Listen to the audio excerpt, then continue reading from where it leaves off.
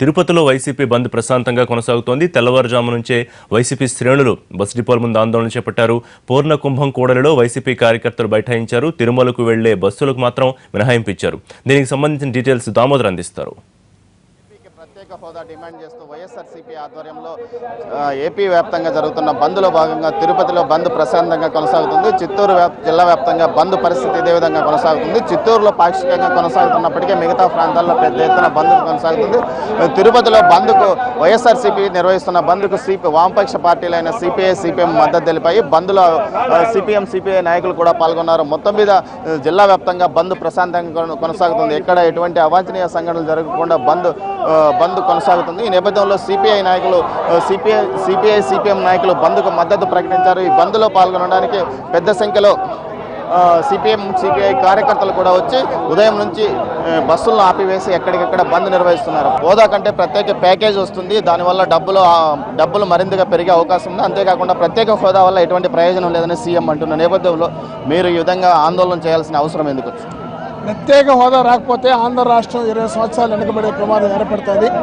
ప్రత్యేక హోదాతో పాటు రాయలసీమ జిల్లాలో కూడా ప్రత్యేక ప్యాకేజీ కావాలని సిపిఐ, సిపిఎం, ఇతర వామపక్ష పార్టీలు తెలియజేస్తూ ఉన్నాయి.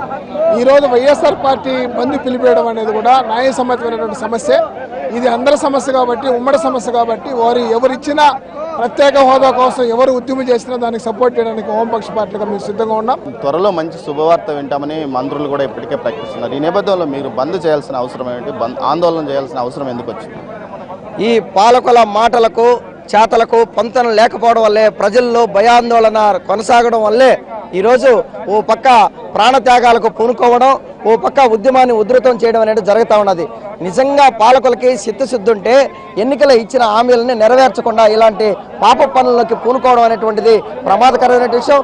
ఈరోజు రాయలసీమకి ప్రత్యేక ప్యాకేజీ తప్పనిసరి. అనేక సంవత్సరాలుగా రాయలసీమ వెనకబడి ఉన్నది. ఇదే రాయలసీమలో ముఖ్యమంత్రులు, ప్రధానమంత్రులు, రాష్ట్రపతులు అయినా కూడా సరే ఈ రాయలసీమ జిల్లాలకు ఏమాత్రం విముక్తి కలగలేదు.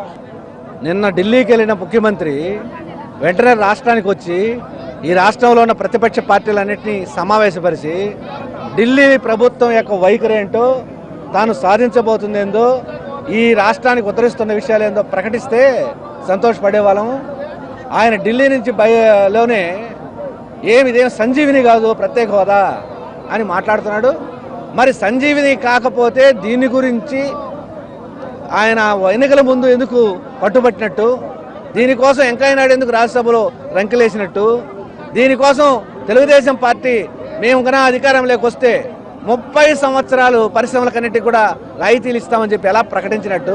ప్రత్యేక హోదా వల్ల రాష్ట్రానికి అనేక ప్రయోజనాలు చేకూరుతాయని వారే గతంలో చెప్పారని, కానీ ఇప్పుడు ప్రత్యేక హోదా కంటే ప్రత్యేక ప్యాకేజ్ వల్లనే ఫలితం ఉంటుందని చెప్పడం ఎంతవరకు సమంజసమని, అందువల్లనే ప్రత్యేక హోదా భావోద్యోగాల సమస్యతో ముడిపడి ఉన్న ప్రత్యేక హోదా విషయంలో వెంటనే ఈ విషయంలో కేంద్ర రాష్ట్ర ప్రభుత్వాలు స్పందించి రాష్ట్రంలో ఇక బలిదానాలు జరగకుండా వెంటనే ప్రత్యేక హోదాను ప్రకటించి రాష్ట్ర ప్రజలను సంతృప్తి పరచాల్సిన అవసరం ఎంతైందో ఉందని వామపక్ష నాయకులు అభిప్రాయపడుతున్నారు. కెమెరా పర్సన్ చెంచయ్యతో దామోదర్, ఎన్టీవీ, తిరుపతి. ముక్కలు చెక్కలు చేశాడు. ఈ రోజు అలాగే తన ఓటు నోటు కేసులో తను తప్పిస్తే చాలు, ప్రత్యేక హోదా ఇవ్వకపోయినా పర్లేదని వచ్చేశారు. ఇలాంటి నాయకులు మనం నమ్ముకుంటే భవిష్యత్తులో మన పిల్లలు ఈ రాష్ట్రం అంధకారంలో పడిపోయే ప్రమాదం ఉంది. కాబట్టి మరి అందరూ కూడా గట్టిగా ఉద్యమించాలి. ఇది ఈరోజు రాష్ట్ర బంధుతో ఆగిపోదు. ఇది ప్రత్యేక హోదా వచ్చేంత వరకు నిరంతర పోరాటం.